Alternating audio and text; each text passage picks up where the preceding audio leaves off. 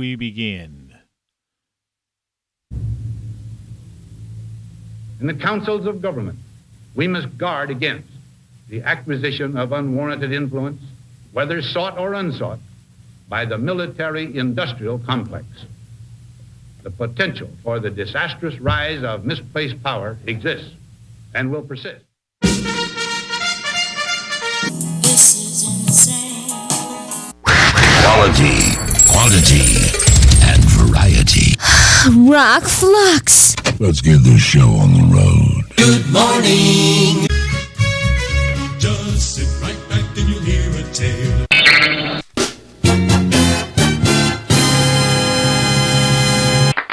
Thank you, folks. Thank you, folks. Thank you. Okay. Don't even ask what I'm trying to do. And don't ever try to do anything in using your video camera, because the video camera is upside down and backwards. So what I wanted to do was put this thing in here, because it's an old-fashioned computer key punch card, which you can't see.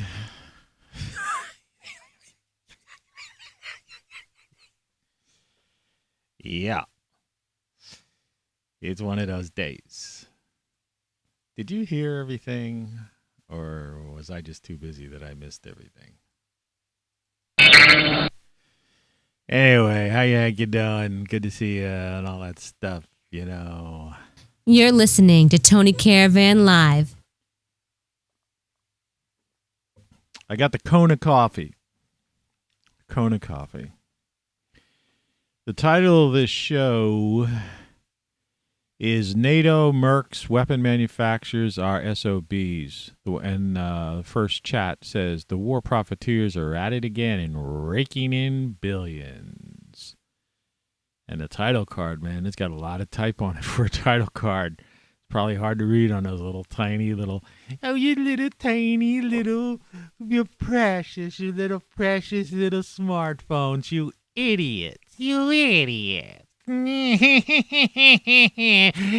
they're all black mirrors, and you don't know that the witches have turned you all into gnomes and are making your world a living hell and trapping you here with our fellow archons and the demiurge, you fools. You fell for it. That's right. You fell for it. They've tried to hide this broadcast because they know of what it's telling you. The ruling elite, a.k.a. Newsflash. Dateline USA. Year 2022. Date Saturday, 4:01 a.m. Eastern Time. March 5th. Again, Dateline USA. The ruling elite, a.k.a. war-profiteers, are making billions on the war dead and injured. It's a sad and pathetic world, getting crueler by the day, says Tony Caravan. World-renowned philosopher, author, beat poet, vlogger, and all-around nice guy. Pretty crazy, ain't it? You know? This is a nightmare. It must be a nightmare. You expect to wake up on this on a Saturday morning? I don't think you did, my friends. Oh, no. That's right. I'm crazy. My frickin' cat tried its best to keep continually going after my face all night long. Dateline, home of author Tony Caravan.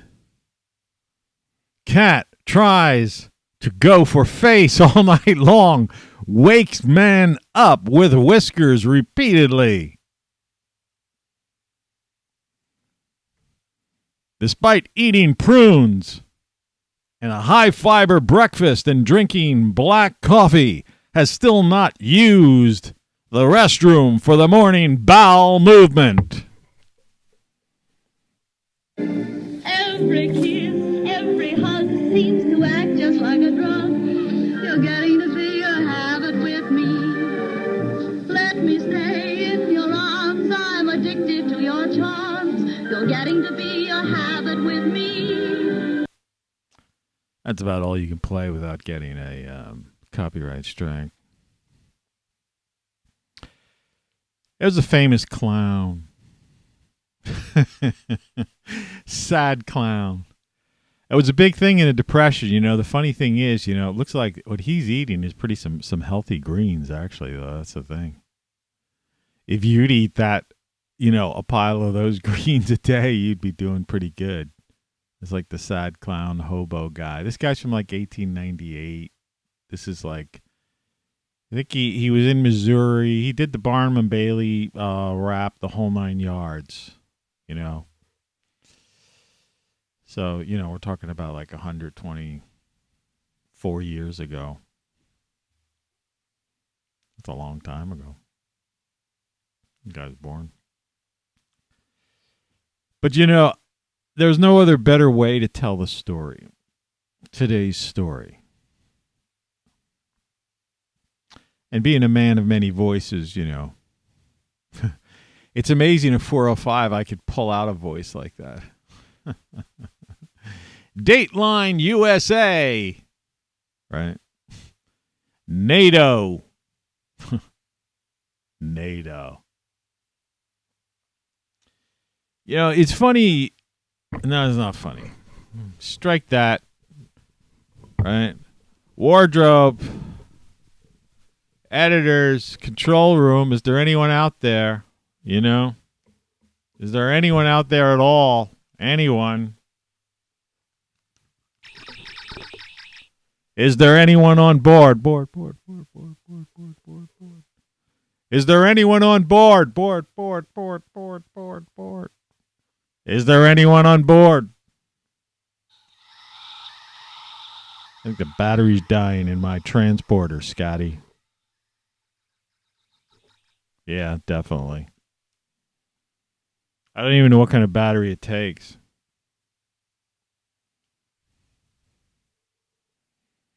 You never thought about batteries in the Star Trek world, did you?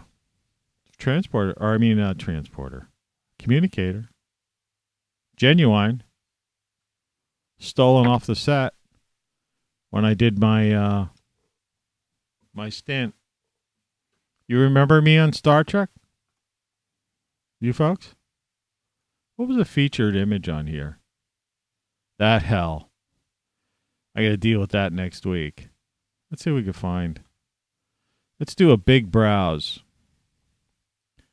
Let's see if we can find...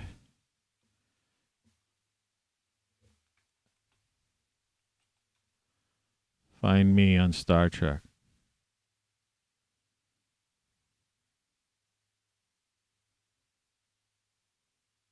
Yeah.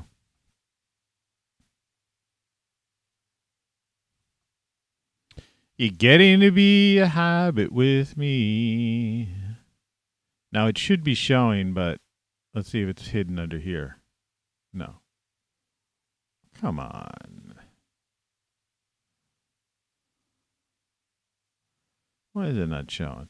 I've been having this like new thing, you know. Apply alpha linear space, maybe. You've been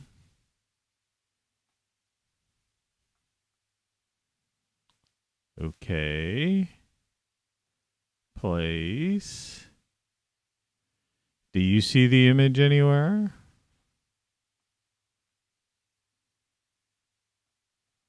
Oh.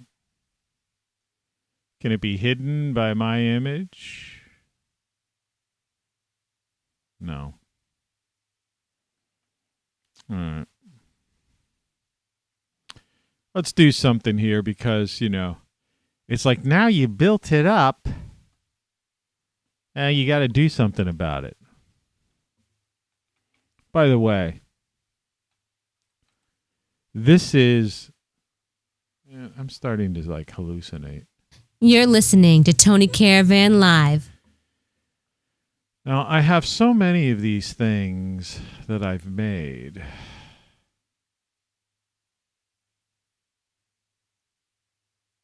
That's a nice one. It's a GIF. Maybe... What's the size of this? 224, as opposed to this being, it's okay. Let's go with this. Let's pull this up.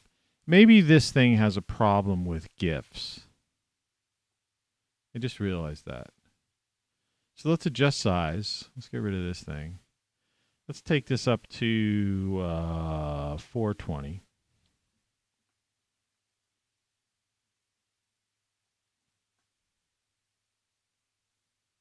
That's not bad. And let's export it to show Redux as a JPEG file. 149K. Save. Quit. Now, I'm going to go back to featured, properties, browse, show Redux as Klingon, open, okay. There we go. See, I guess for some reason these things are shown way high up in, up in the moon.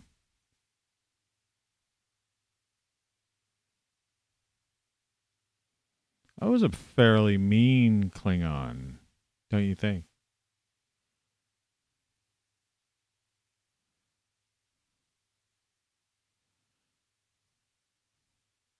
As Klingon.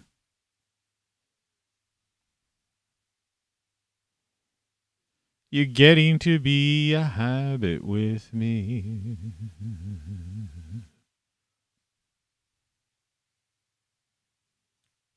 Just keep that still for a second. So, here we are.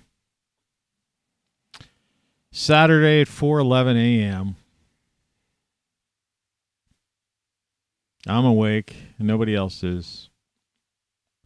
A couple cars going by. Temperature outside. My studio audience is... Studio audience. I say that all the time. My studio is 30 degrees, so it's just below freezing. Today it's supposed to go up to 57.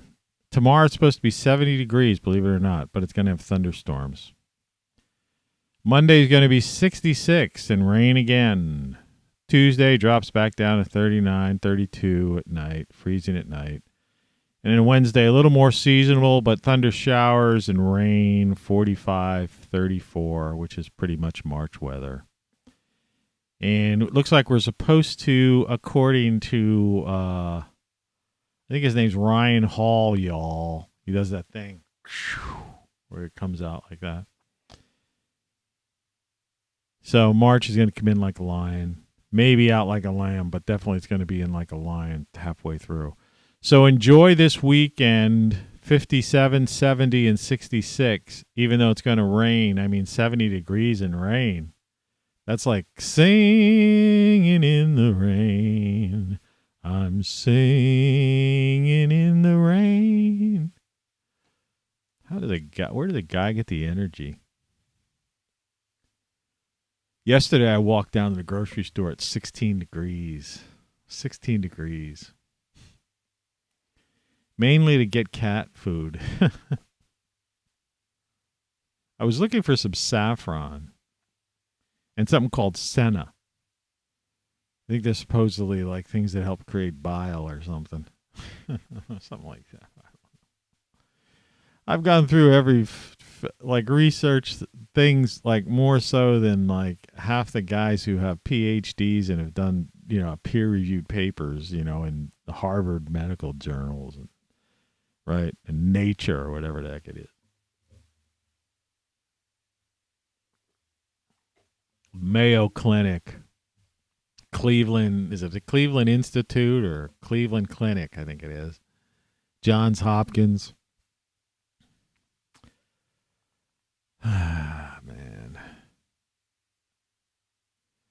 I don't know. I feel semi-okay, you know, not 100%. But what can I say? I'm a freaking Klingon, you know. My organs are in different locations than yours. Don't you understand? No, but it's not funny, you know. You know, I always contemplate, you know, thinking of what I'm going to talk about, because I don't, like I say, these shows are never scripted. All 1,000 shows I've done, thousands, plural. And, you know, obviously it just came to mind because I guess I watched a couple of, you know, just brief video clips. I was mainly watching the usual stuff. I was watching some of that Star Trek. I got the Paramount. I mean, it's like Paramount has a 99 cents a month and $9.99 a month. But I'm still not sure if you could cancel any time. So I was watching Star Trek. Oh, they have Picard every Thursday. You know, man, he's old, but he's still doing a good job. That's a good show. And then they have the other one. You know, the one that's the social justice, politically correct cast, right? You know what I'm saying? Everybody on there's like everybody on there is you know is yeah. But it's not the show one I watched. I think it was episode 3 yesterday. It was it was an interesting classic sci-fi tale, you know, and they are getting into something interesting. So like I say, I can put up with that stuff. I don't care. I mean, it's not my cup of tea. I mean, sci-fi is my cup of tea. But you know, in the influx of if you must cast and do things a certain way, that's fine. Just as long as it doesn't interfere too much with the storyline. That's all I ask. And they do a good job of pretty much pulling it off. It must be a real challenge, you know, putting those shows together that way. And make, because I've seen some shows just fall flat in their face. In other words, they're so driven by certain social, trying to push an ideology and, you know, certain lifestyle things in your face that it like took over like 51% of the story. And so it's like, you know, so then it becomes difficult following. What's the show really about? Right. But Star Trek, you know, they must have some good, good folks behind it. I see one of the Roddenberrys is involved in it. And so they've got their act together. It's done very well, professional. And like I said, why not? Don't get me wrong. I don't really have an aversion to, diversity in the sense of and intermingling and all that kind of stuff. It's just that sometimes you want, you feel on the outside,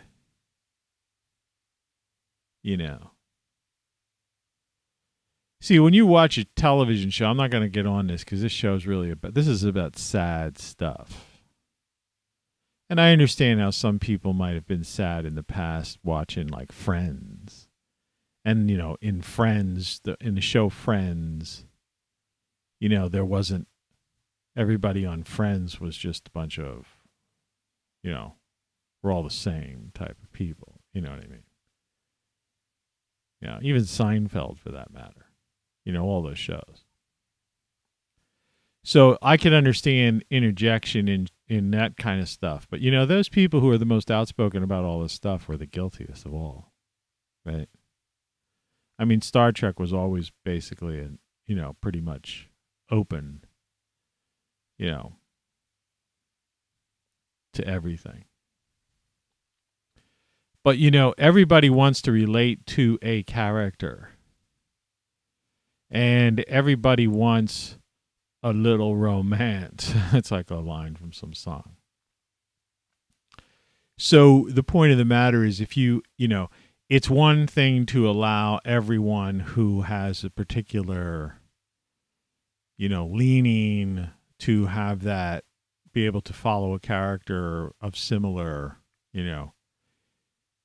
type, feelings, all that jazz.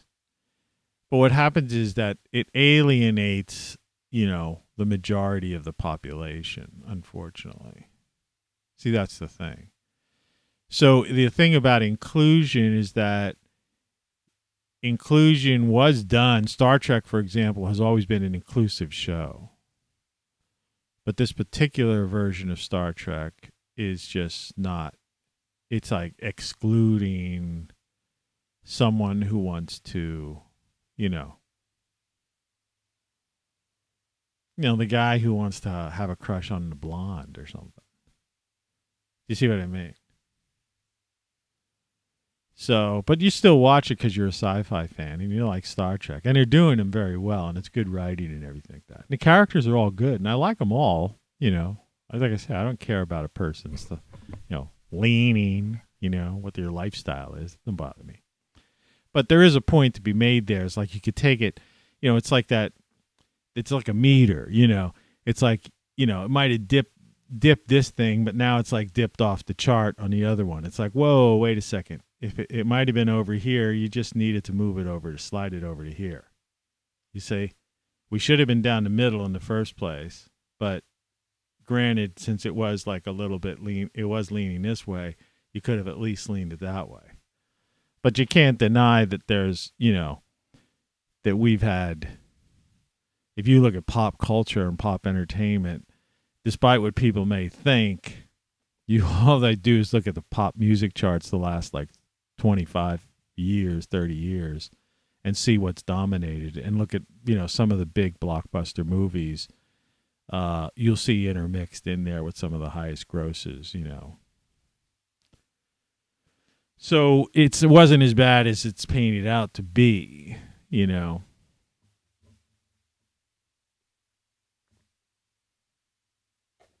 But then again, everything is wrong, and that's the way it is, and they're rectifying the situation. That's fine with me, and that's not what this show's about. What this show's about is the sad, pathetic world we live in today.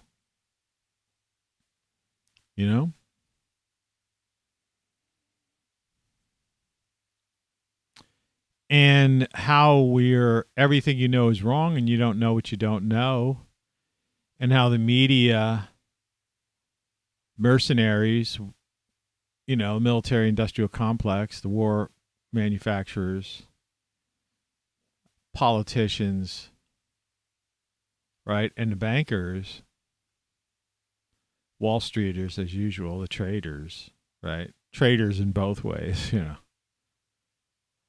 are basically making a fortune off of these poor people over across the Atlantic who are being killed on both sides, both the Ukrainians and the Russians. See, what really angers me is I noticed that I don't click on all the stuff, but I noticed that they're like saying, oh, if your name ends with if you have a Russian sounding name, or like if you came from Russia, years ago, if you're the son of a Russian, but you're an American, you went to American schools, right? I mean, it's the same as if you're a Latino or something, supposedly if a woman comes over and pops out a baby right on the border, but it's on U.S. soil, that baby's an American. You know that, right? But so they're taking these people that were basically American kids, born in America, and have some kind of Russian heritage, and suddenly they're treating them like they were the Japanese that bombed Pearl Harbor, and so it's like, I'm waiting for the internment camps. What does any Russian citizen have to do with that? It's like, people forget, when the U.S. went to Iraq and killed 600,000 Iraqis, under the false pretenses that they had weapons of mass destruction or something to do with 9/11, which they had nothing to do with. I mean, that's historical fact now. I mean, they'll tell you that on MSNBC now, anywhere on ABC, PBS, NPR. I mean, that's known now. Well, that was an invasion of a foreign country and the slaughtering of 600,000 people, the bombing. What did they call it? Shock and awe? Remember that? And the bloodlust of people watching it on TV. So they picked this country and they did that. So, we don't have any moral high ground, right? And to get back to something I talked about last week, that guy in Canada didn't know what the Banana Republic meant, doesn't understand about how, the CIA conducted all these coups and killed all these people down in, down south of the border of the U.S. And of course, we've done this in countries throughout the world. Killed way more people. So the point of the matter is, it's not we, though. I didn't do it. I had nothing to do with it. I didn't give the command, right? Who gave the command? These war-profiteers, the think tanks, right? The people, people working in tandem with like these Pentagon bureaucrats and these, big consulting think tank firms, right? And the military-industrial complex that Eisenhower warned about. So they create these wars, the neocons, the neoliberals, right? Both sides of the aisle. Red team, blue team, right? People who play war games every day, just itching to do one in real life. People creating weapons. That's why I say, creating a weapon is a dangerous thing because there's always a temptation to use it. And it usually does end up getting used. So, what a sad and pathetic world, and it's getting crueler by the day. While these people, these ruling elite, are making billions on the war. See, and let's not forget the media. Do you know how much money the media is raking in, like mega millions of dollars on this war? And you say, well, what else were they supposed to do, man? Well, maybe they should tell the truth instead of getting this thing blown out of so proportion that it's like people are starting to like make Russian Americans out to be like the bad guys.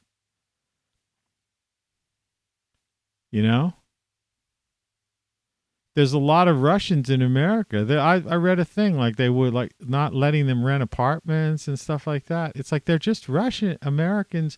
That's like saying, no Irish Americans allowed in this apartment complex. Right? They didn't do anything. Well, neither did these Russian Americans. Right? And, NATO, this whole thing never even had to happen. NATO just kept pushing and pushing and pushing. Look, it's the schoolyard bully technique. Okay, Putin is the schoolyard bully. There's no doubt about it. Okay, just like the guy in Iraq that they publicly hung, which again was a war crime. The U.S. somebody should have been prosecuted in the U.S. for that. George W. Bush should have, right? He should be in Guantanamo for what he did. You know what I mean? He literally attacked a country, killed 600-some thousand of its people, and then hung its leader. You know what I mean? It doesn't matter if the guy was a dictator and a freak, okay?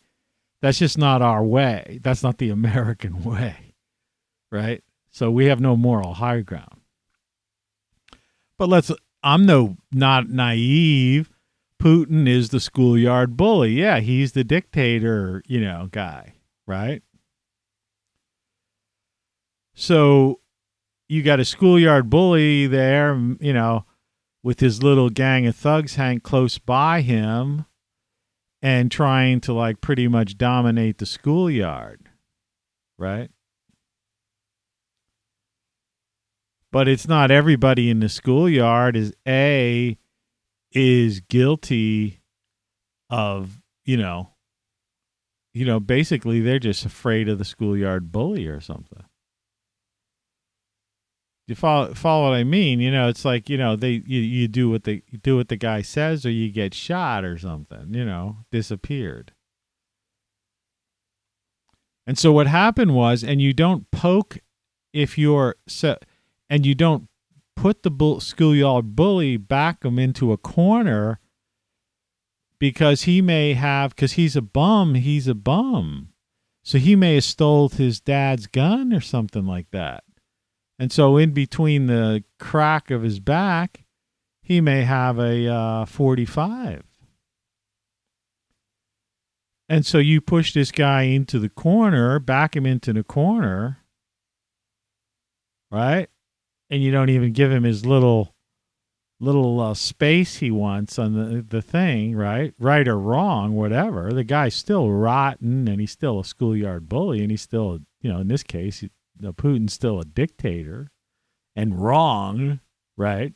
I'm not defending him. But what Nato and Biden did was, this schoolyard bully, unlike most, he came out back in the Obama administration and said,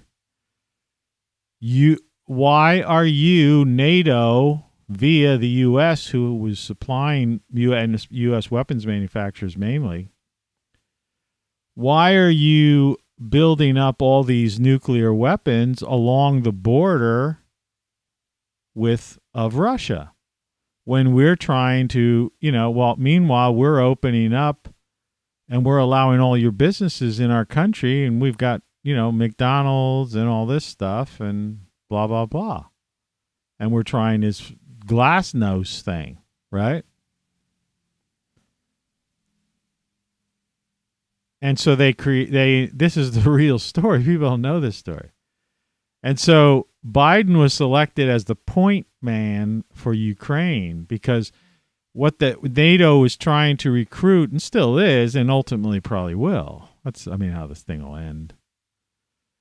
It's trying to recruit Ukraine, so they would have Ukraine as part of NATO, and NATO bulges directly into Russia, right? So it's no longer like a semi-straight border line with a bunch of weapons pointed to, to destroy Russia, right? But in this case, there's a bulge that eastern Ukraine is like three sides surrounded by Russia. And so NATO wanted that so they could put weapons all around that border. And so the bully, Putin, the dictator, right, the bum, whatever, the ex-KGB, bad guy, right, said, I don't, that's not, how would you like if Canada just decided to line up a bunch of nuclear weapons all along the Canadian border, and Mexico just lined up all these missiles along the Mexican-U.S. border straight across? How would you feel? Would you feel comfortable? Right? And the answer is, of course, no. And so Biden's job was to go over there and figure that situation out. Instead, his son walks away with the big contract with an oil company. And Biden gets involved in internal politics, and he ends up being called the big guy, and he gets 10% of the profit or something, or whatever. And we got this mess. Now he's president, and whatever. So all he had to do was get on the phone about a month or so ago, call Putin and say, okay, well, how are we going to resolve this issue? Literally. But he didn't. That's not what he said to him. See, there needed to be a discussion between NATO and the U.S. Forget the EU, they're like just a bunch of, anybody that would even fall for the EU. EU is basically Greater Germany. It's Hitler's plan for Europe. So Hitler lost the war, but he won the battle, or whatever it is. Lost the battle and won the war, because he created Greater Germany. That's what the EU is. And just look at that guy, Klaus Schwab, and the World Economic Forum. All right? Klaus Schwab is is basically overseeing Greater Germany, Hitler's Greater Germany. I mean, that's a fact, right? These are the things people just don't grasp. And, there's people still out there that don't understand that. Like, they don't even know that there's a website, World Economic Forum, or that the Great Reset, you could go and read what it's all about and listen to Klaus Schwab. They think when people say you will own nothing and be happy, they actually think that's like not really, but that's a commercial actually being run on television and radio. So the simple solution to this problem was, and still is basically saying, okay, what's acceptable? Okay, what happened, okay. But see, they didn't want to because the war profiteers were itching to make billions of dollars. And you're thinking, oh, the people wouldn't do that. They wouldn't kill people for money. If you want to take out a hit, you could get somebody killed for in the thousands of dollars. In the U.S., it happens all the time. Right? You know that the hitmen aren't just in the movies, right? There really are got people whose job is a hitman. Right? You don't know that. I mean, people, you're crazy.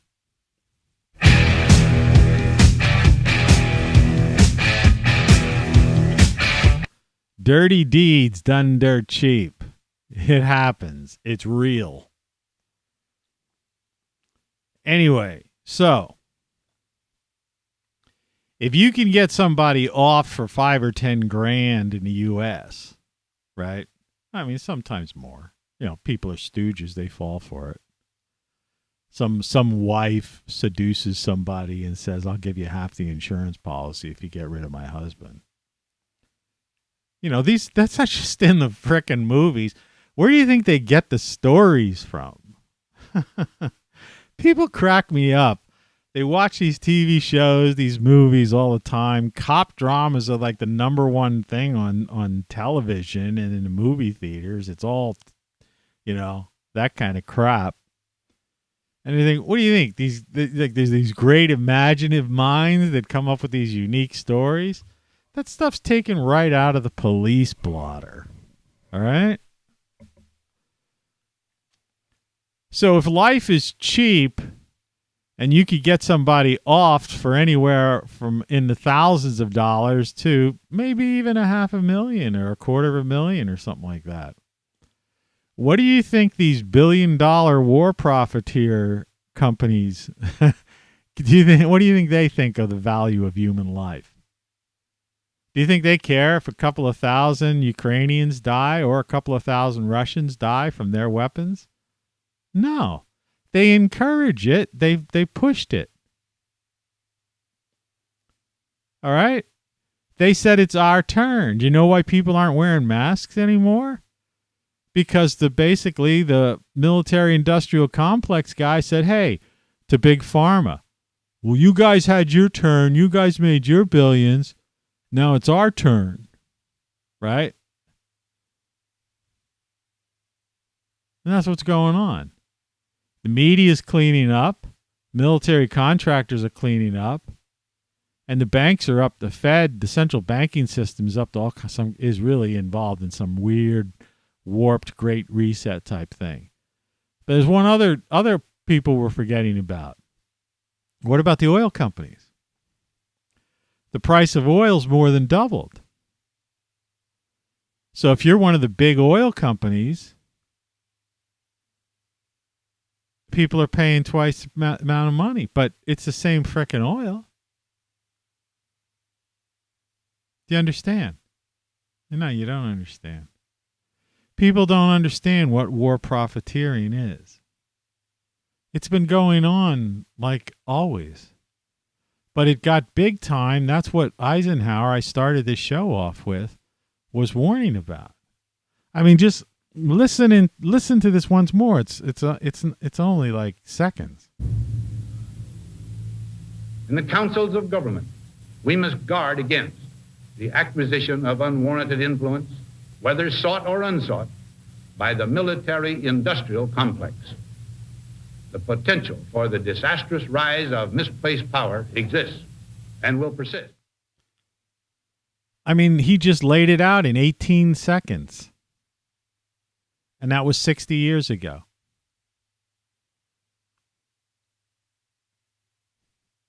All right, do you understand? That's war profiteering, the military-industrial complex. And then you have the media that has war 24/7. Right? So they're selling commercials. It's not like free TV. There's commercials. And the YouTube people who are covering this, there's commercials on their channels. So they're making millions. They're the YouTube millionaires. And then there's the financiers in the Wall Street that are people who are investing in playing war stocks. And the oil companies that are making money. So the ruling elite, a.k.a. war profiteers, are making billions on the war dead and injured. Just like Nancy Pelosi and all those other people made money, on insider trading. You don't think that the Pelosi's, who are, play the stock market regularly, and all these other people in Congress, that they're not buying up key oil? They didn't buy up key oil stocks before this, right, when they knew. See, because Congress had to be consulted right before. They knew what was going on. Like I'm trying to tell you, Putin was called and given the okay. Trust me. All right? He didn't just, what you're seeing on the news is you don't understand. This isn't like Putin's war necessarily, okay? He was given the okay. So when they knew the moment that, this was going to happen. So, of course, all these Congress people and all these ruling elitists, they bought up certain key oil stocks, key, military contractor stocks, key banking, trading stocks, key media stocks. Do you understand that? And then they sold or shorted different things, certain airlines and things that had to do with Russia and stuff because they knew what was going to happen. Right? Because they knew about, so-called sanctions. Do you understand that these people are in it for the money? Right? Money and power. That's what politicians are all about. Money and power. And the soldiers and the innocent people on the streets in Ukraine and the Russian soldiers themselves, who, according to, I've watched a couple of, things. You got to watch things from both sides. They didn't think they were going in there. They thought it was just a power play. They honestly thought, even some of the generals, and there's these people, these insiders. Russian generals and key people around Putin, and perhaps even Putin himself, they thought that Biden and NATO, Ukraine, they were going to come to some kind of agreement about this military buildup. He just did not want Ukraine to become part of NATO and having those missiles pointed at his country. I mean, who the fuck would want? I mean, imagine your house wherever you live, or even if you live in an apartment. How would you feel if, like, drug dealers moved on both sides of your apartment and out front of their door, they had some dude with a gun, a visible gun, in front of the door of the apartment next to you and the apartment on the other side of you and the apartment across the hall? 3 sides. How would you feel coming home from work or coming home from, like, grocery shopping? If that's what you had to see every day, is 3 guys with guns all around your apartment. Or if you're in your neighborhood, the neighborhood, the people in your backyard, the people on the left side of your backyard and the right side of your backyard had these, like, cannon type things pointed at your house, your backyard. what would you do? Oh, that's not the same thing, this is a country, this is not. It's the exact same thing. If you want to understand the macro, you have to look at the micro. Okay? You take it down to realistic. Human nature, human behavior, okay? That's how you have to look at it. How is a human being going to respond and react to a situation? And that's exactly what Russians were saying. You got missiles pointing at us on our border. We don't. I mean, we do now to counter, and they did in certain areas, particularly up in the northern areas and stuff. But they would gladly have taken them back if NATO would have pulled theirs back. See, the biggest thing that people don't understand about Russia is that the Russians, if you talk to the average Russian citizen, because there's protests in Russia against this incursion, right? Thousands of people protested. The average Russian just wanted to live their life. You know what I mean? They just wanted to live their life.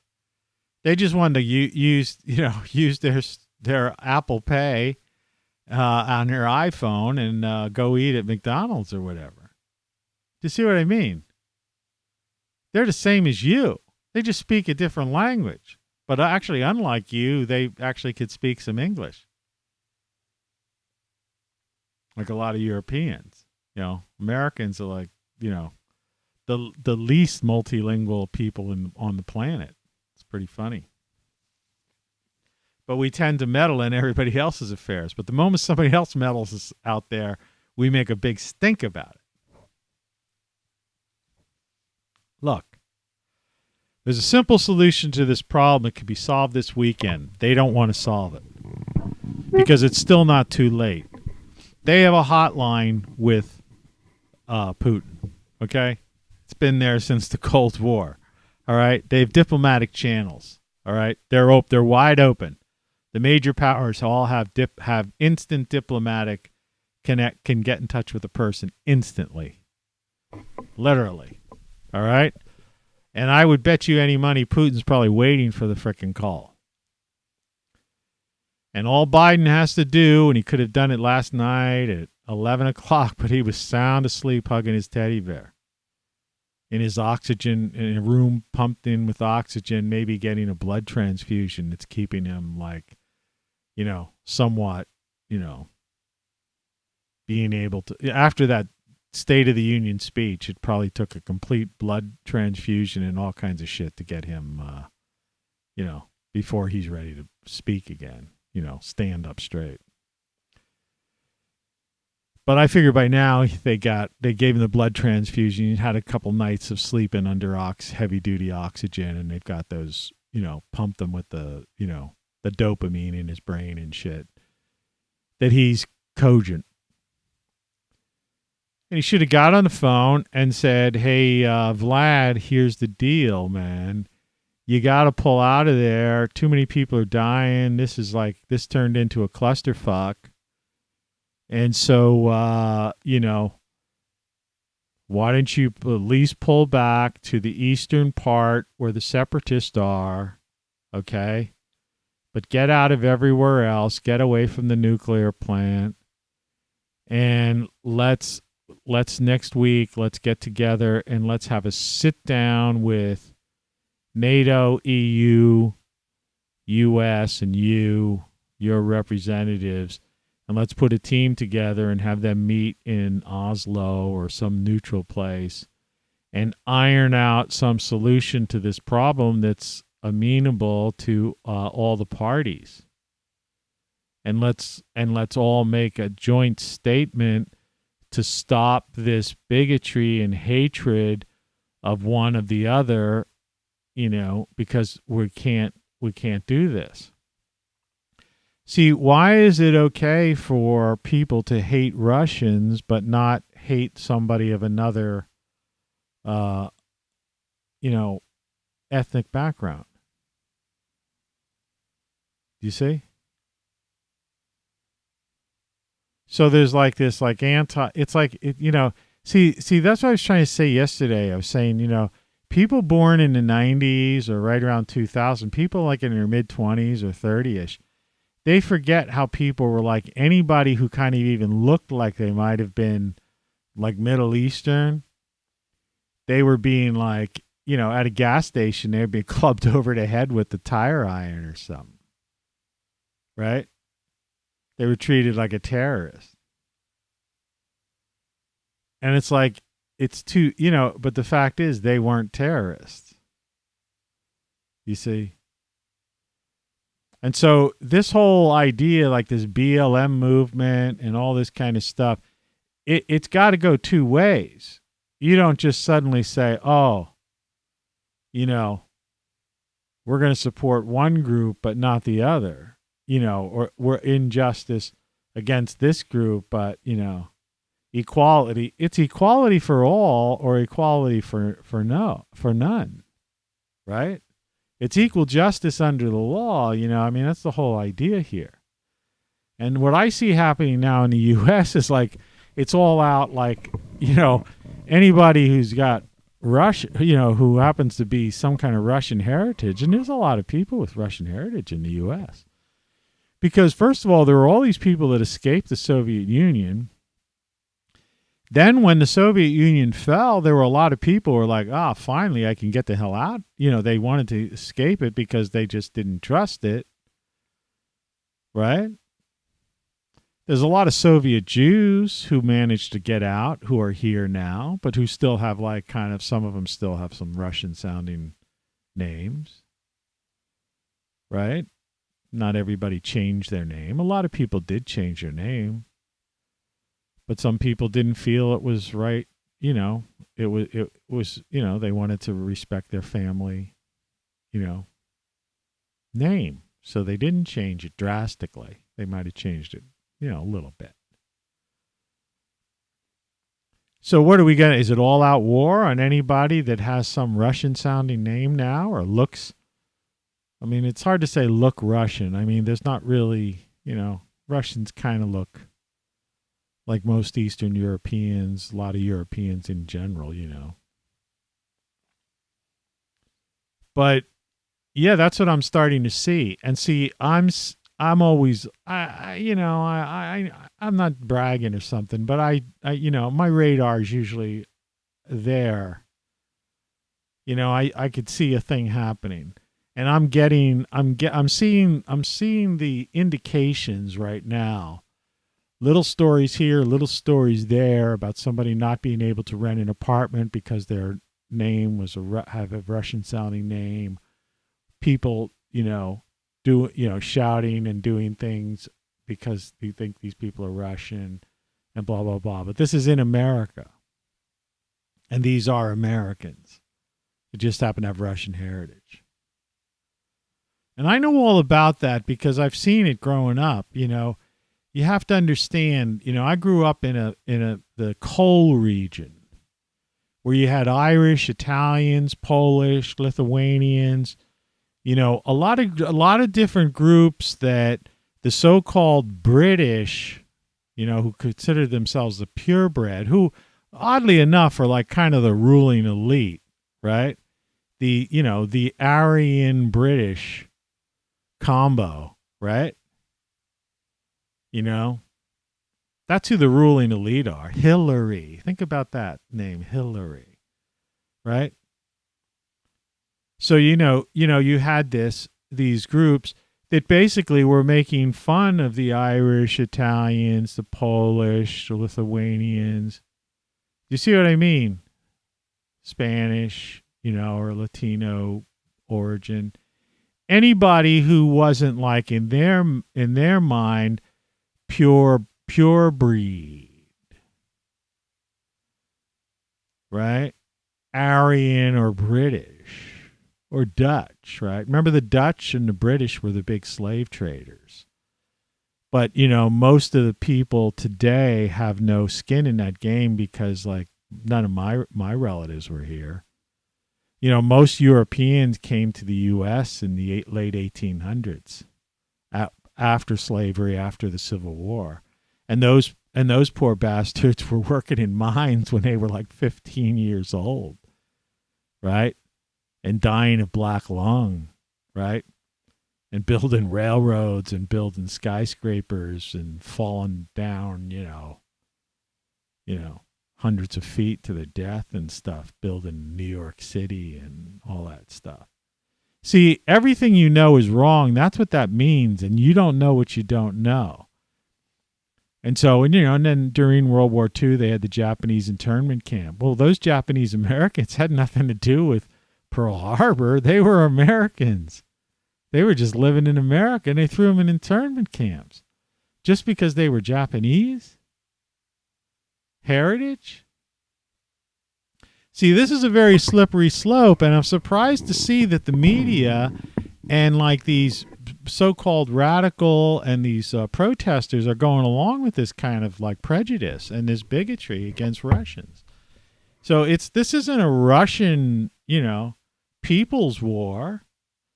This is a NATO, Biden, Putin, and some Russian generals' war. This is like a socioeconomic, geopolitical game being played. It's a power play, but it's geopolitics. It has to do with missiles and NATO and like both sides having a problem with that. Now, whoever's right, if you want to say, well, yeah, but they attacked Ukraine. Yeah, we attacked Iraq. And we killed 600,000. So is Putin okay? Is he no worse than us until 600,000? I don't even think there's that. How many people are there that he could kill?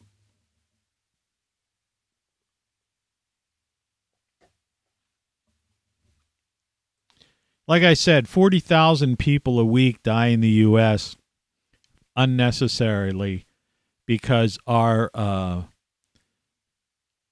big ag and big pharma is like allowing us to die of diseases that are preventable, treatable, or curable. And there's 2,000 homicides a week in the U.S. So if this war's gone on for 2 weeks, coming up on 2 weeks or something like that, in that time, probably 4,000 Americans were murdered. All right, and 80,000 Americans might have died unnecessarily. So I don't think that many people died over in Ukraine. It's like get ourselves in. We need to get our own house in order. All right, before we start pointing fingers and not letting some Russian American have a bank account or get an apartment or kick somebody out of their apartment or house. Meanwhile, these ruling elite, they want to see the reason Biden's not making that midnight call, all right, is because he's under too much pressure from the oil companies, the weapons manufacturers, and the media, and the central bankers, the war-profiteers, because they're going, well, we got to drag this out for quite a while before we reach our financial goals, our fiscal goals. They probably want to drag it out for at least a full quarter, so they could have quarter over quarter, year over year, right, increase in their stock value, and their stock value goes up and all their shareholders benefit. So you understand, and then all the people in Congress and the other ruling elite who purchase that stock, you see what I mean? They get that payout. That's war profiteering. See, nobody's talking about this at all. See, it's not a matter of the moral aspect of it. It's not a question of whether or not that Putin is a dictator. It wasn't a question of whether or not Saddam Hussein was a dictator. Okay? The point was his country, we attacked his country and killed 600,000 of his people, and Lord, how many of our own soldiers got killed too.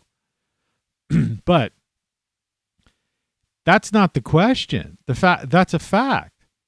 Putin is a dictator. He is the bad guy. He is the guy who's done the incursion. Okay? That's a reality. We know that. I'm not, who could debate that, But you have to understand, he was given the call. He was given the okay. He tried to stop this thing back in the Obama administration. Biden had every chance in the world to basically intervene in this. And he didn't because he was under pressure by the war-profiteers who are looking to make money on this. Human life is cheap to them. People just don't understand that. They don't understand the concept of war profiteering.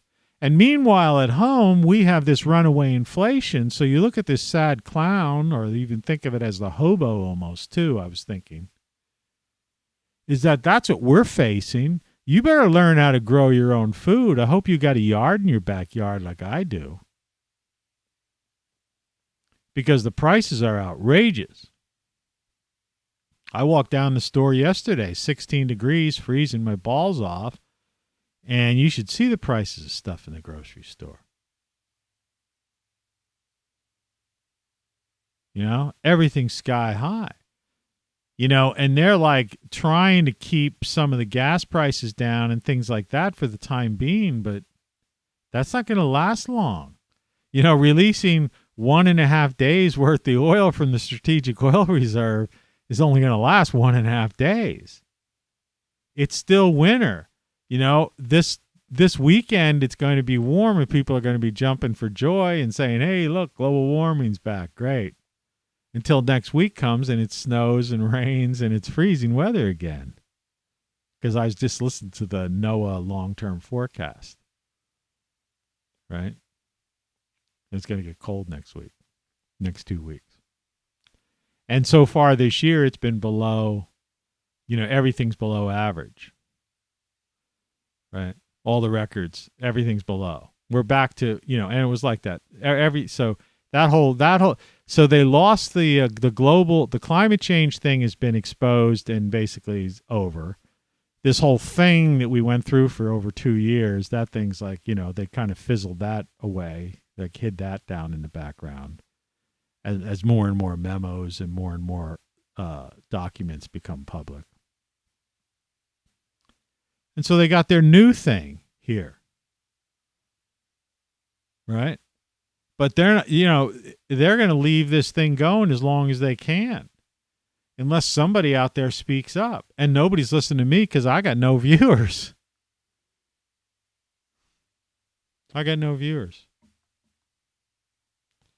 See, the truth sayers don't, they just shadow ban you or do whatever they do. I don't know. They got some kind of, play with their algorithms.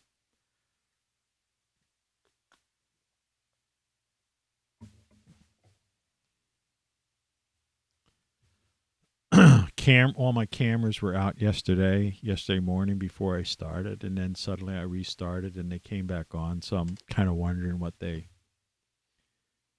did somebody hack in and it needed a reset in order for me to use them. Doesn't matter. These particular cameras don't point at anything. I only come down here in the morning and do the show. That's it. I don't have any cameras anywhere where I am, where I spend most of my time.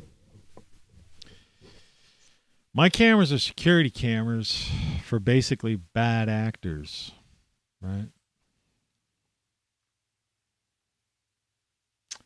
Ginger spice, Brazil nuts, noodles.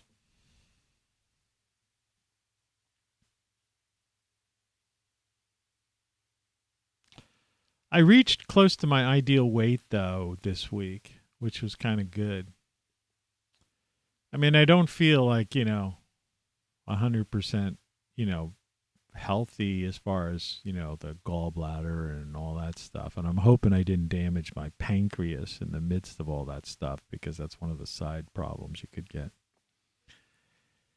But, all in all, but then again, I'm facing major rain event this weekend and stuff and all that kind of crazy stuff. Somebody walking outside. I guess we don't need to see me as a Klingon anymore. The ruling elite, a.k.a. war-profiteers, are making billions on the war dead and injured. Yeah, what a sad, pathetic world. And it's getting crueler and crueler by the day. And the problem is,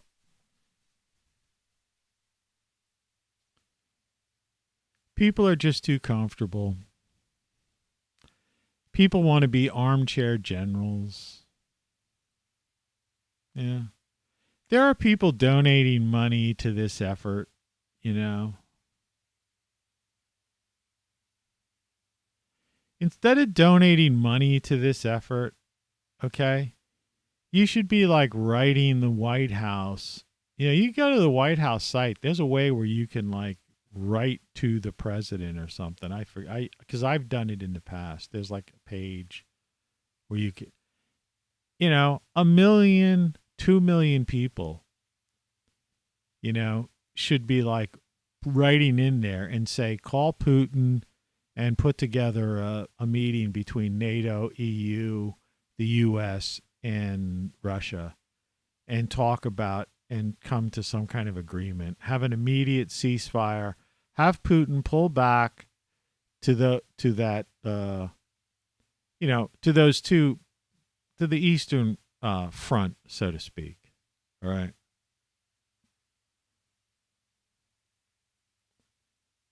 And get out of everywhere else. And then just deal with some kind of compromise about this NATO buildup. You're threatening a bully with a gun in the back of his pocket. In this case, this guy has nuclear weapons in the back of his pocket. Do you really want to corner him? Right? Do you understand? So it's as bad as sending money to a political candidate that just goes to the media, and all the media does is jingoism or divisiveness. Before this, the media was pure divisiveness. So when you donated to a political candidate, that went to advertising on the media, which in turn went to pay the announcers and the editors and the media company. And so they would keep continuing to promote divisiveness. Now, if you donate money over to Ukraine in this war effort, what you're doing is doing the same thing. You're donating money to an escalation of a war that needs to end. It doesn't cost anything to end this. The easiest solution is diplomacy. And what you need to do is you need to call out the war profiteers. But people don't see that. See? They won't accept it. There's some people that actually like war. Because America has been at war nonstop. In one of my earlier books, I wrote an essay on that. I listed all the wars. I forget which book that was. I don't remember. Let's see if I have it here. I don't have all my books down here. I know it was one of the last essays at the back of the book. Let's see.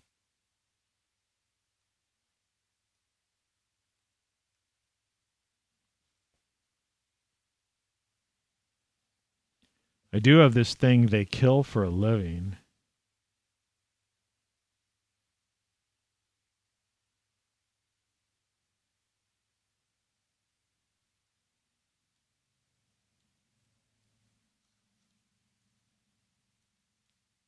Sorry for the delay. It might have been in my first book, and I think my first book is still upstairs, though. Could be in this handbook, though, to tell you the truth, because this was my anti-war era.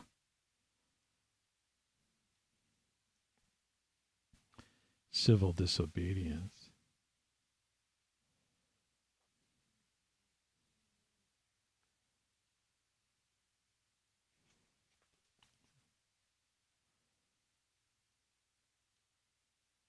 Yeah, here we go. Wars. get rid of this thing for a second. Or indefinitely. Wars. See how we glamorized war there. I'm going to read this. It's from one of my books. I have to look down.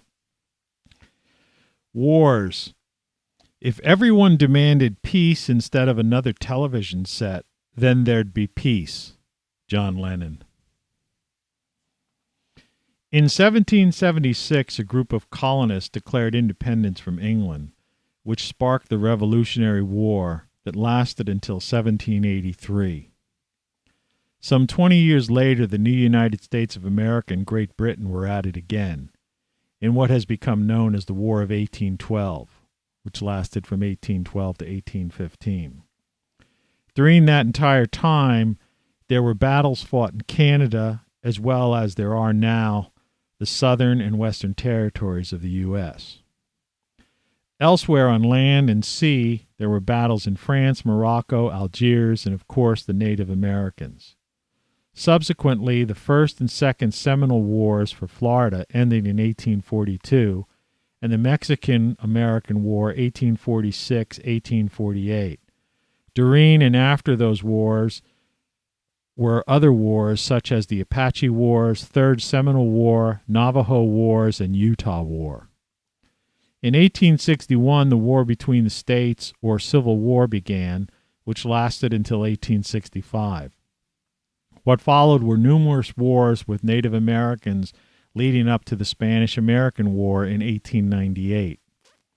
In the early 1900s, there was the Philippine-American War, Boxer Rebellion, occupation of Nicaragua, Mexican Revolution, occupation of Haiti, occupation of the Dominican Republic, all leading up to World War I, 1917-1918. A decade later, the United States stock market crashed and the Great Depression nearly tore the U.S. apart again. In 1941, World War II began, 1941-1945, and ended with the dropping of 2 nuclear bombs on Japan. The Cold War started a couple years later and continued through 1991. During that time, there was the Korean War or conflict, Bay of Pigs invasion, the Vietnam War, invasion of Grenada, Gulf of Sidra incident, and invasion of Panama, to name just a few. In 1990, there was the first Gulf War, followed by the Bosnian and Kosovo wars. The wars in the Middle East began in 2001 and continued, when this book was wrote, it continued to this day, as does Operation Enduring Freedom or the War on Terrorism. And then I have in bold print, basically the United States has more or less been at war or involved in wars since its very beginning.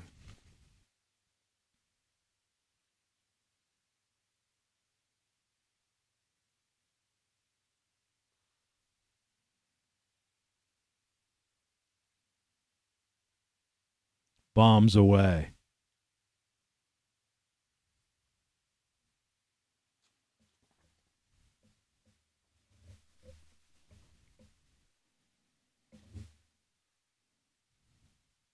Did you know that? Did they teach you that in school?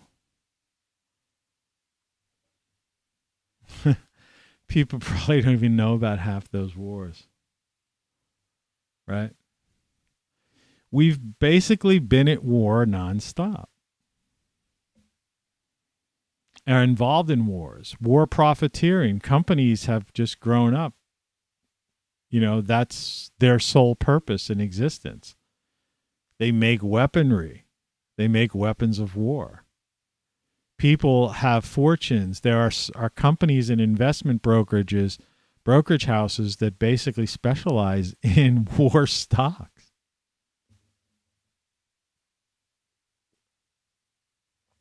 There are people who have retired, wealthy people have retired in Florida who basically made all their money on wars. Right? People work for these things, these think tanks that come up with basically scenarios for wars.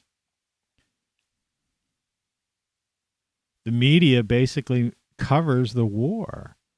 Since the 1990s, well, since the Vietnam War, really, when the first time war was shown on TV, media realized they could profit on war coverage. But then in the Gulf War, the series of the Gulf Wars, particularly the first Gulf War, that was like, that was the beginning of the end of CNN. I have to put another quarter in my thing. I mentioned that those naughty 3 letters. So, Every kiss, every hug seems to act just like a drug. You're getting to be a habit with me. Getting to be a habit. That's what this is. And people just don't understand that. People take war for granted because they sit back here and they don't participate in it. They don't know what it's like to pull the trigger or being shot at or, or diving, to avoid a blast and then looking down to see if you still have your legs. They don't understand that part. And sending money, it's like these people who send money even, sending money to people in Ukraine like, oh, what's that going to do to somebody who's fear for their life being, of being their, a missile coming into their apartment or something? Get them a bottle of water, some food or whatever? No. If you care about this, you need to contact your political leaders en masse and say, look, stop the war profiteering, get NATO, EU, US, and Russian officials in a room in a neutral territory, have an immediate ceasefire, and iron out a solution to this problem.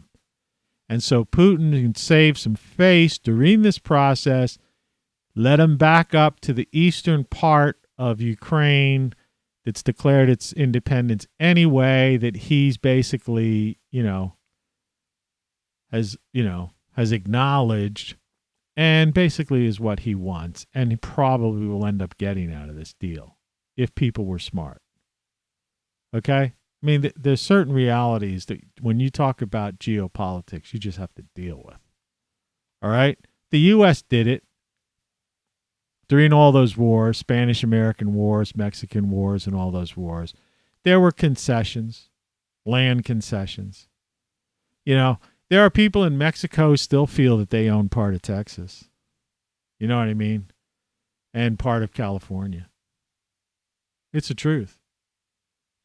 They'll argue that, all day long with you. And they'll give you an argument that you'll hear things that you can't even imagine what they're talking about. They'll say this was stolen from them, blah, blah, blah.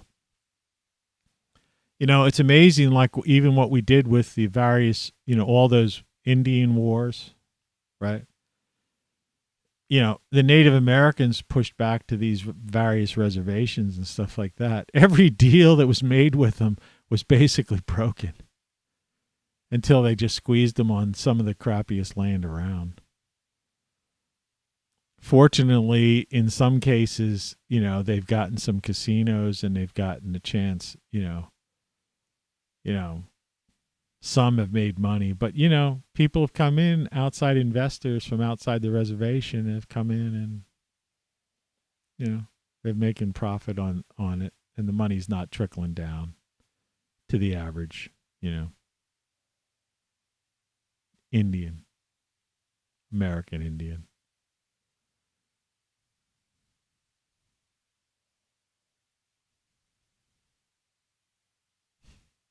And that's what they call themselves. Most of them call themselves that.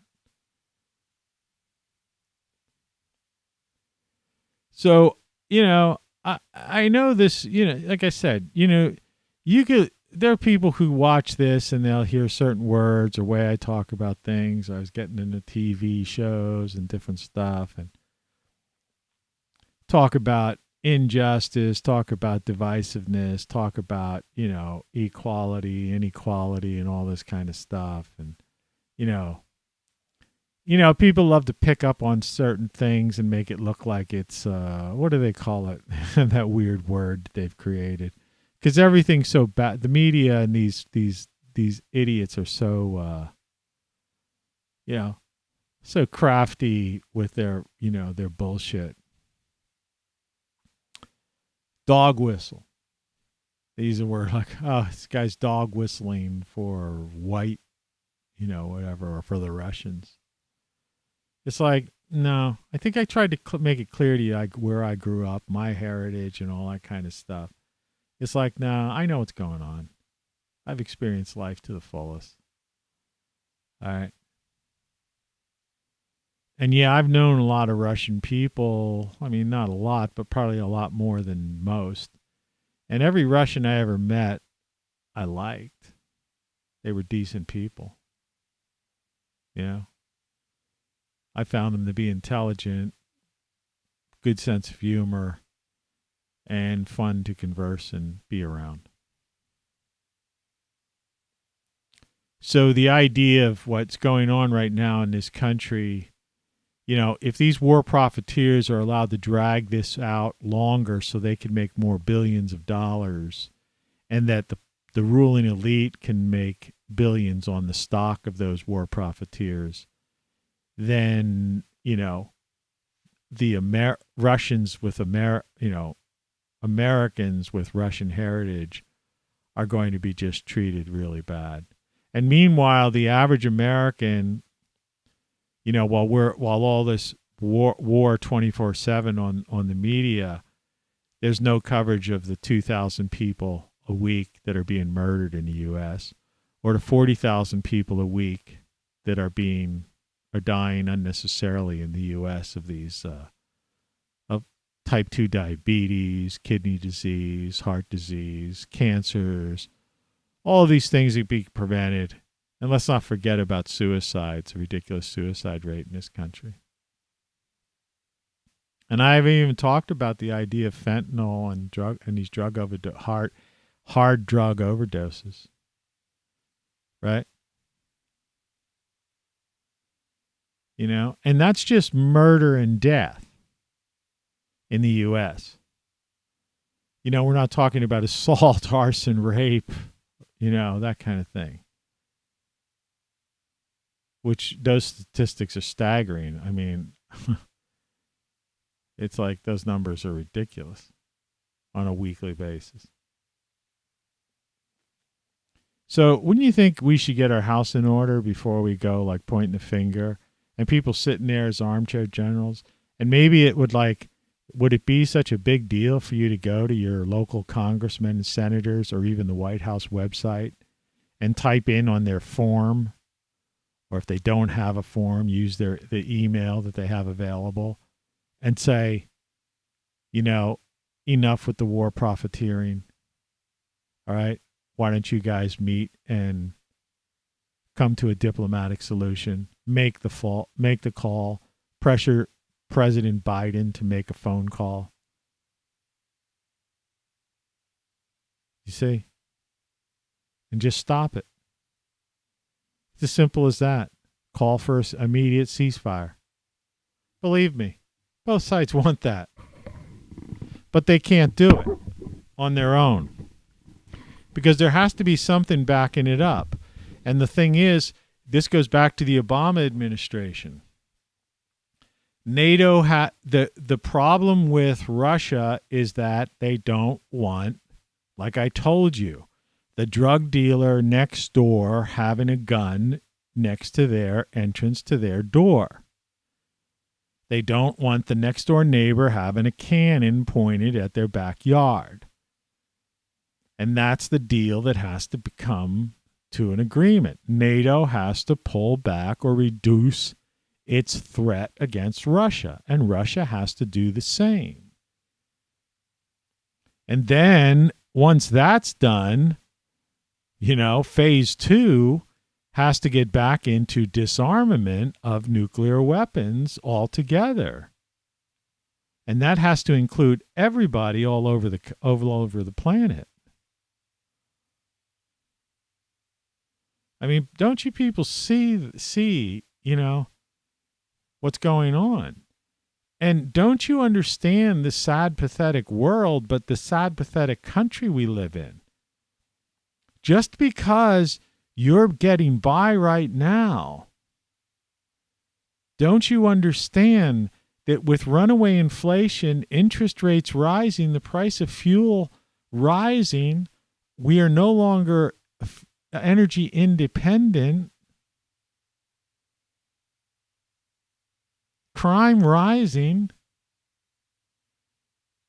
our infrastructure completely falling apart, that if you have children, they have no future, and you'll be lucky to live out your life without looking like this guy. And I'll tell you what, this clown / hobo, whatever you want to think, like I say, he's holding some dark greens. He's better off than you will be, because the average American doesn't even know how to cook, let alone grow some food. You ought to be growing a victory garden in your backyard. Victory for yourself. I got a feeling that the war-profiteers are going to drag this out as long as possible because the ruling elite are making billions of dollars on this. And they don't care about the war dead or injured, just like they never cared about the soldiers, U.S. soldiers that were injured in the Middle Eastern wars for 20 years. They care about them. They're cannon fodder, right? They didn't care about them. Never did. Oh, you know those trucks? This is a quick aside, just in case you didn't know. You're listening to Tony Caravan Live. Yesterday after the show, I was in the kitchen. I have my refrigerators on the other side of the room from my sink. Above my sink, there's a light.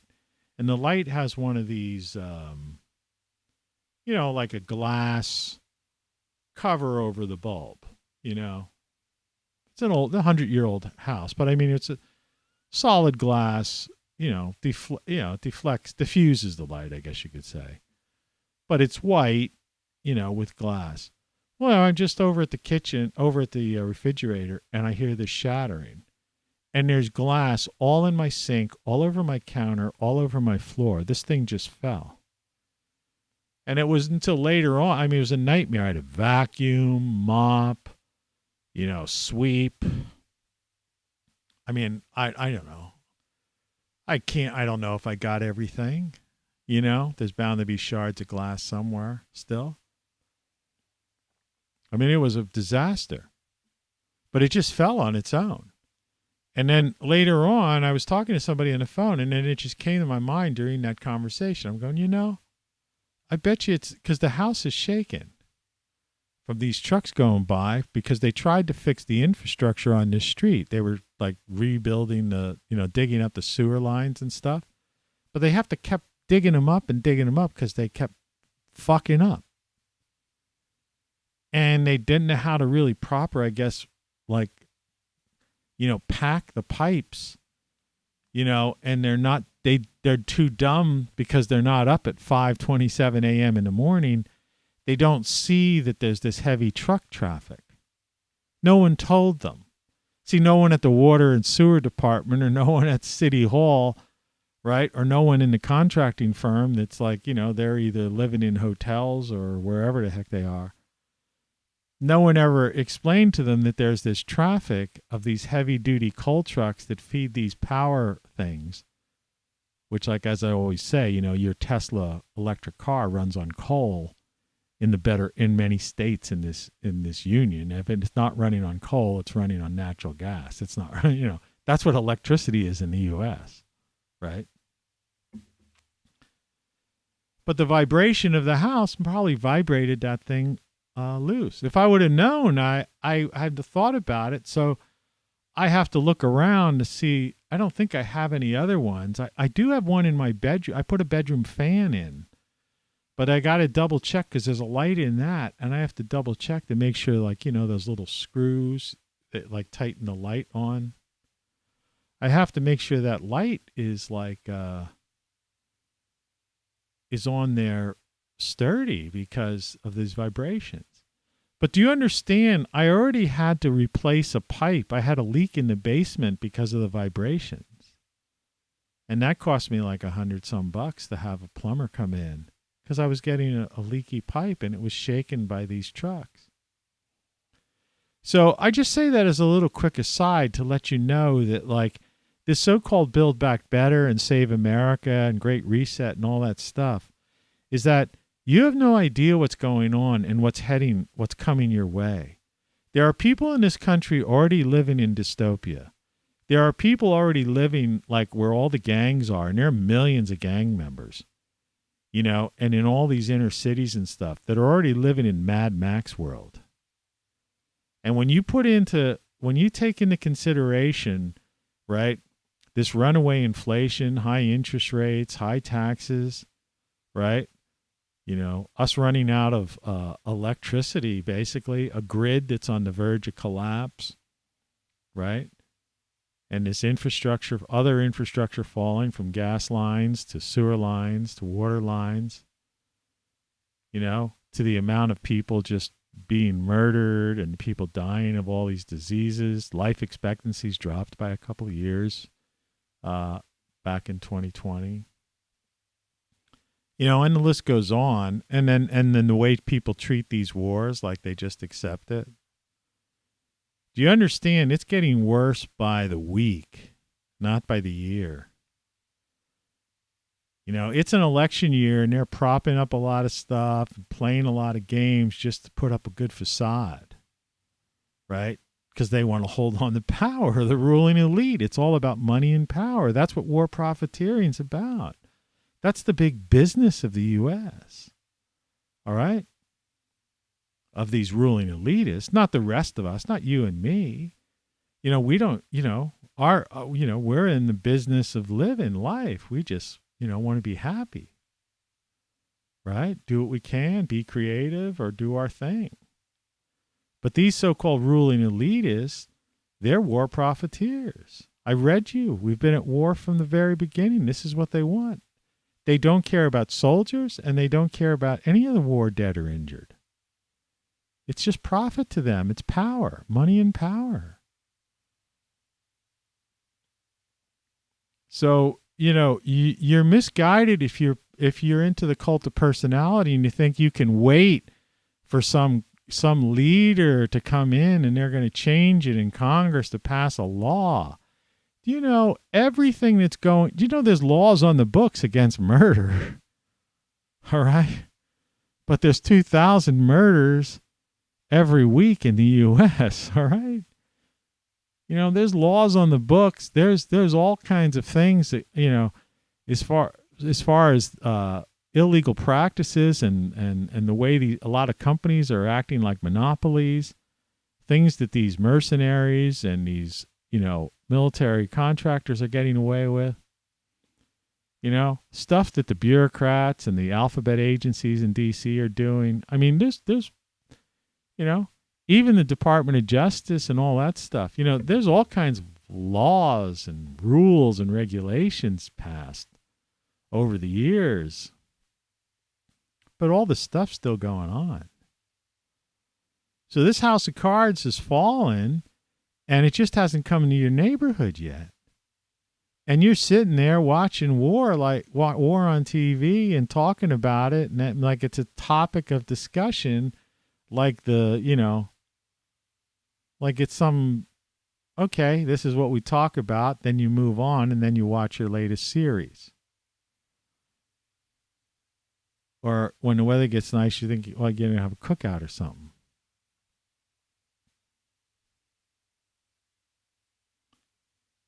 And you don't see it. You don't see the decay. You don't see this falling down. You don't understand. See, you're trying to like cleanse yourself of sin, right? You're cleansing yourself of guilt because, like, what? You're going to send some money to some people to some Ukraine fund on GoFundMe.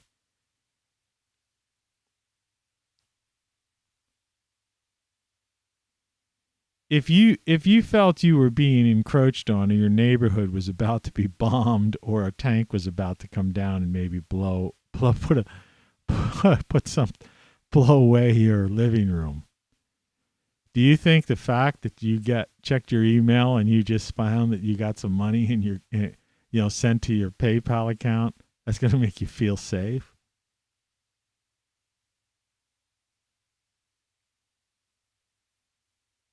No. What would make you feel safe is to turn on the TV and to see that there's a ceasefire, and that they're going to resolve, and that through diplomatic channels they're going to try to resolve this issue, and that for right now there's a ceasefire and everybody's pulled back. That's what. Yeah.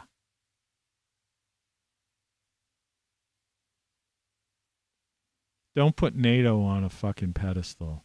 Don't put the EU on a pedestal. Like I say, Putin's a dictator. He's a bad guy. All right? That's not up for debate. But don't put NATO and the EU and Biden up on a pedestal. Because they all had the opportunity to deal with this diplomatically, and they didn't. They didn't. And if this thing gets, if this thing doesn't get dealt with, you're pushing the bully, you're backing the person into the corner, and he has nuclear weapons. He's not a young man anymore either.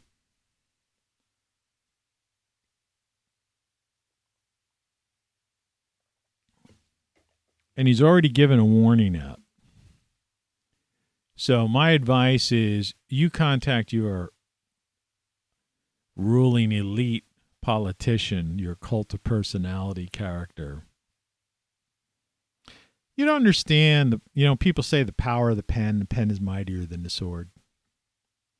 It's so true. And, that's why even a guy like Donald Trump, I know there's people out there that's cult of personality, their hero guy.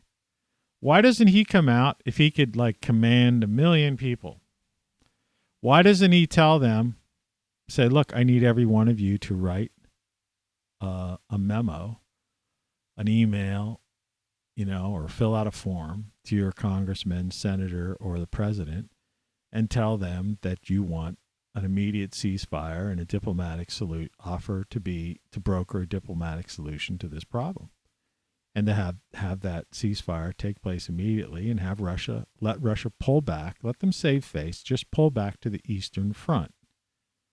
You see, where the separatists are. I think he would accept that. I think this could work. And I think that everything would be on the table, and it should be mentioned in that on the table will also be dealing with his problems with NATO expansion will be discussed. That needs to be made clear to Putin, that NATO expansion will also be discussed in these diplomatic meetings. That'll work. And so, do it.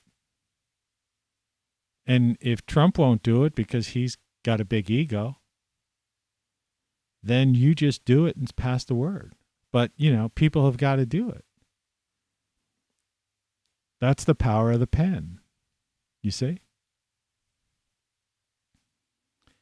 Getting 1 or 2 notes or having somebody like me talk to nobody or something isn't the answer. The answer is it's got to be hundreds of thousands, if not 1 million people making this known. That they're onto it. You got to let them know that they're war-profiteers, right?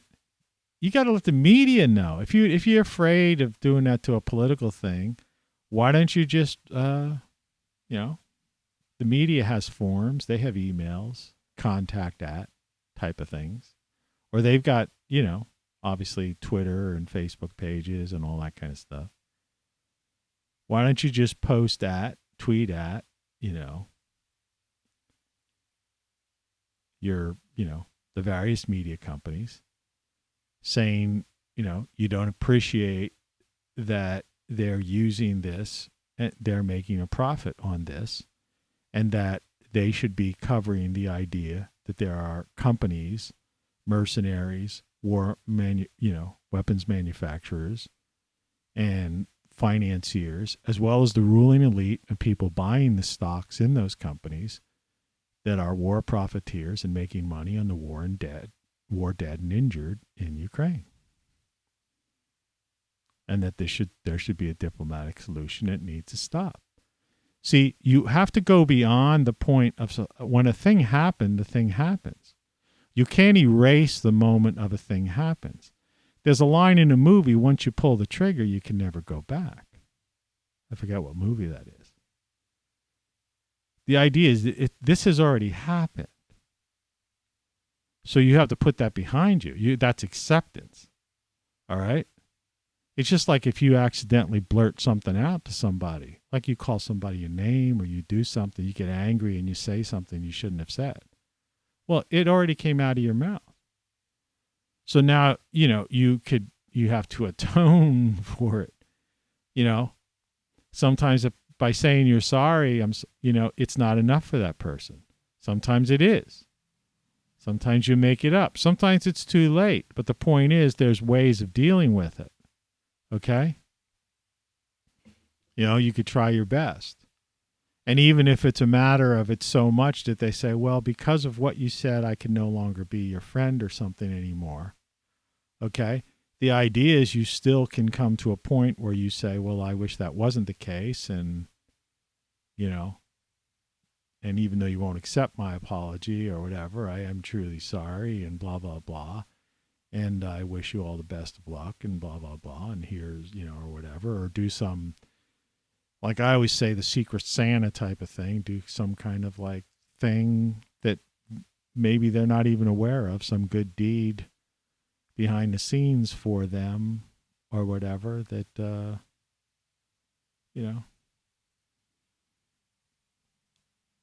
but I mean, I'm just saying if you accidentally said something. But, this is more serious than that, but it's happened and there's nothing, you can't go back on that. So moving forward, you have to work for a solution for where we are today, not where we were when this began. And taking it out and starting to demonize anybody who has Russian heritage or something is ridiculous. Okay? That's like the very definition of bigotry, prejudice, and stuff like that. So where are those people who've been calling this stuff out? That's why earlier in the thing, the podcast, I was trying to use that example through entertainment and stuff. I'm trying to say, you have to, there's a pendulum or there's a thing, if it was leaning this way, you don't end up having it lean this way. The goal is to have it somehow come back to the center. Right? Where everyone, where there's justice for all. Right? But sometimes it has to swing a little bit in the opposite direction because, that's what's going on right now as far as divisiveness in the U.S.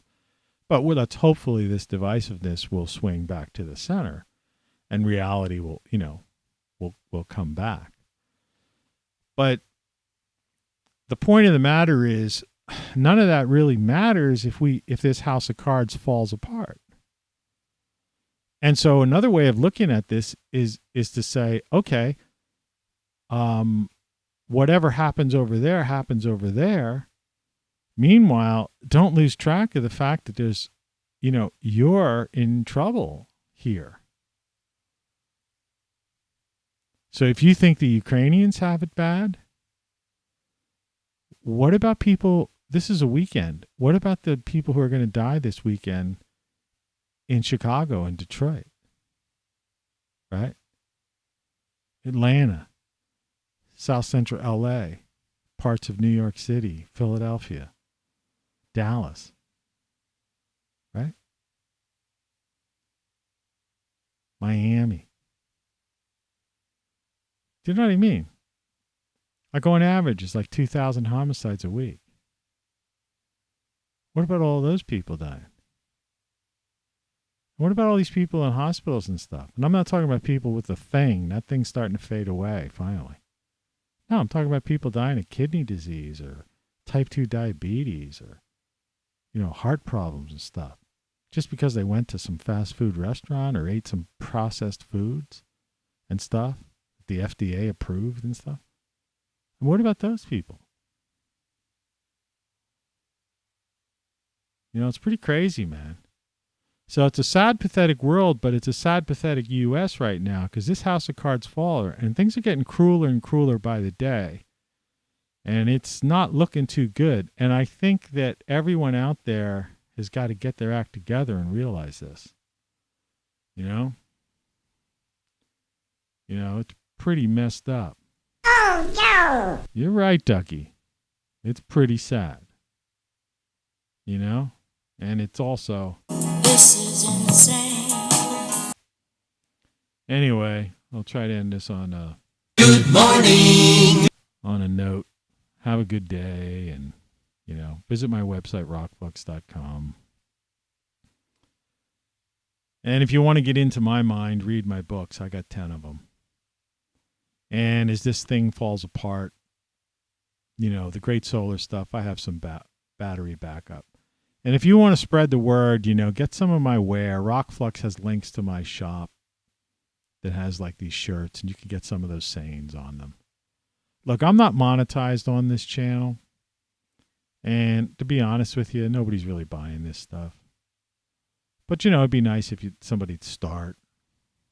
Anyway, all the best. Wish you the best. Wish me the best. And hopefully we'll all get through this thing. Take care.